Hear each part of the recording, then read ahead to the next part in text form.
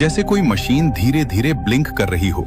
दोनों धीरे धीरे उसके करीब गए और जैसे ही उनके सामने पूरा दृश्य साफ हुआ, उनकी सांसें रुक सी गईं। उनके सामने एक विशाल स्पेसक्राफ्ट पड़ा था, आधा जमीन में धंसा हुआ और उसके कोनों पर हल्की हल्की नीली लाइट ब्लिंकिंग कर रही थी।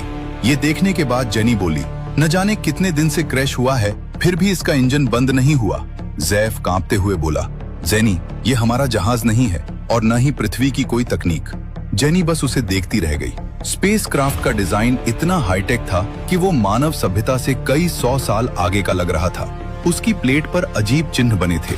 जेनी ने धीरे से कहा, अगर ये जहाज यहाँ क्रैश हुआ है तो इसका मतलब है कि इस ग्रह पर दूसरे ग्रह के लोगों की भी नजर होगी। दोनों एक पल के लिए बिल्कुल चुप खड़े रहे। उन्हें पहली बार समझ आया, ये ग्रह सुंदर जरूर है लेकिन सुरक्षित बिल्कुल नहीं। दोनों ने तय किया कि वे लोग स्पेसक्राफ्ट के अंदर जाएंगे। डर दोनों के अंदर था, मगर हिम्मत करते हुए अंदर गए। मगर जैसे ही वे लोग अंदर दाखिल हुए, दोनों कुछ पल के लिए वहीं थम से गए, क्योंकि अंदर का नजारा किसी भविष्य की दुनिया से कम नहीं था।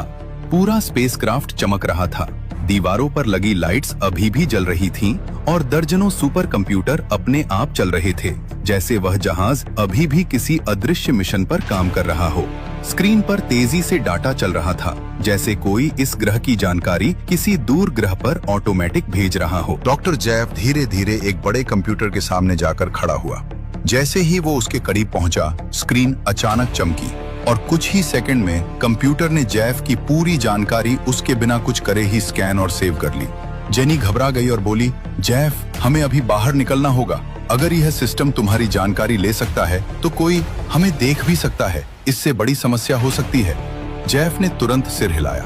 दोनों बिना एक और सेकंड गवाए तेजी से स्पेसक्राफ्ट के बाहर निकल आए। बाहर आते ही जंगल फिर से उतना ही खामोश था जितना कुछ पल पहले था, लेकिन अब हवा में एक अजीब डर महसूस हो रहा था, मानो कोई उन्हें कहीं से चुपचाप देख रहा हो।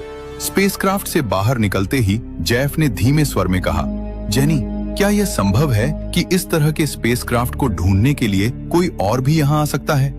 जेनी ने चारों तरफ देखते हुए गंभीरता से जवाब दिया, हाँ, बिल्कुल संभव है। इसकी जो तरंगे और कनेक्टिविटी हमने महसूस की हैं, वो किसी आम तकनीक की नहीं है।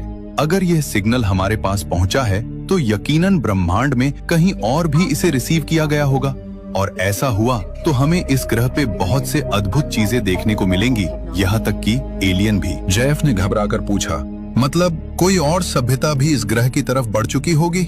जेनी ने गहरी सांस ली। हाँ, और अगर ऐसा हुआ तो हो सकता है वे हमसे कहीं ज्यादा उन्नत और खतरनाक हों। इसलिए हमें जल्दी पता लगाना होगा कि यह